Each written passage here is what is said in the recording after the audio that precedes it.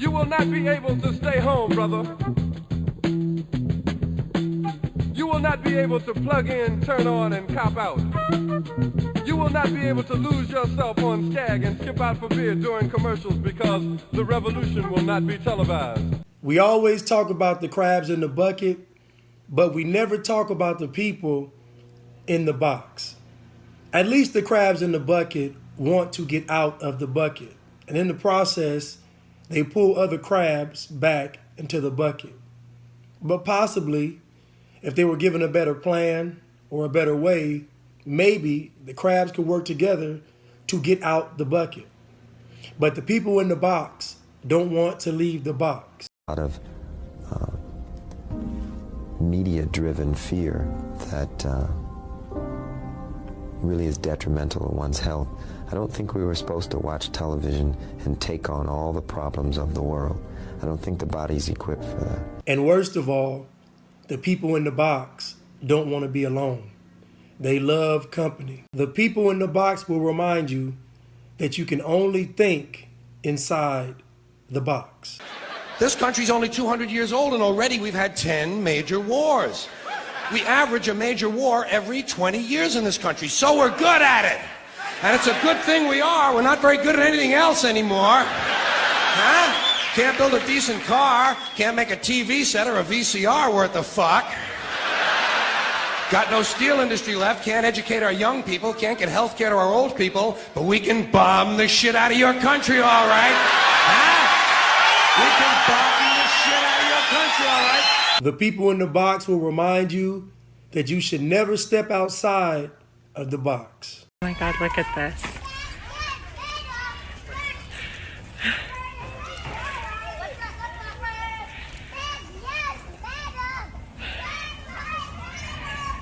The people in the box will urge you to stay inside the box where it's safe and comfortable. The people in the box reject all unpopular opinions. Now, most people don't know that there was a separate court system set up back in the 80s. I believe it was 1986.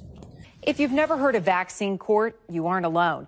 The Overland Park, Kansas man you are about to meet had a terrible response to a flu vaccine and even became paralyzed for a short period.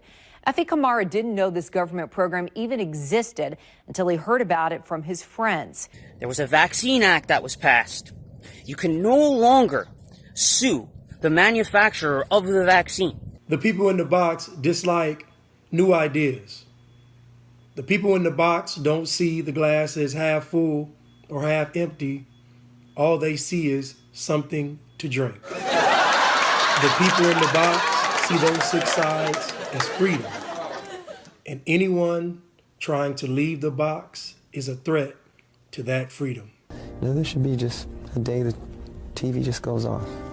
Maybe a week the TV just goes off. What's so bad about that? The people in the box won't challenge themselves, and they reject being challenged by others. Right? Okay, in the 80s, they made it so that you can no longer sue, and they set up a separate court system. This is a vaccine court that was set up, and it is funded with our money on each vaccine. 75 cents from each vaccine goes to the victims of the vaccines that are going to get paid out in court.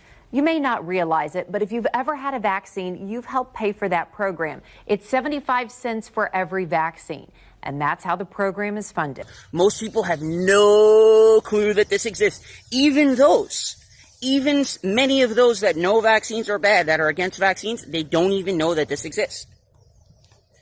This court has awarded over $4.3 billion to the victims. The people in the box will welcome you into the box, but they will not welcome new ideas.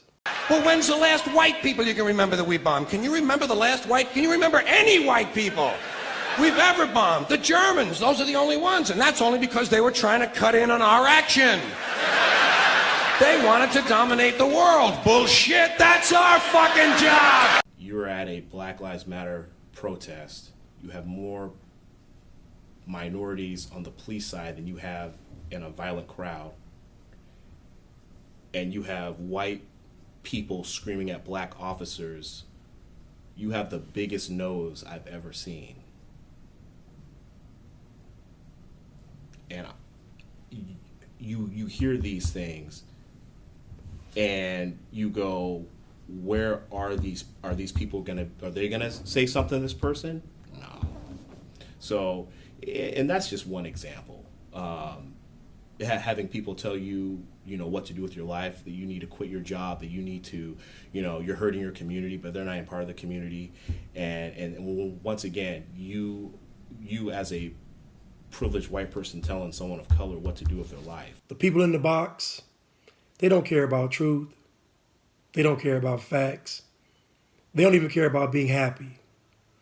They only care about staying inside the box. I'm not gonna take my flag down. If I got anything to do with it, ain't no monument gonna come down. Daniel Sims says he was adopted as a child. My whole family's white. Went to all white school, grew up in an all white neighborhood. My grandfather was white, and he was the main one that fought in this war here. And he's taught me everything I know. He explains how he'd feel if the statues and flag were relocated. It may make my blood boil if they just come up here and feel like they can just tear it down.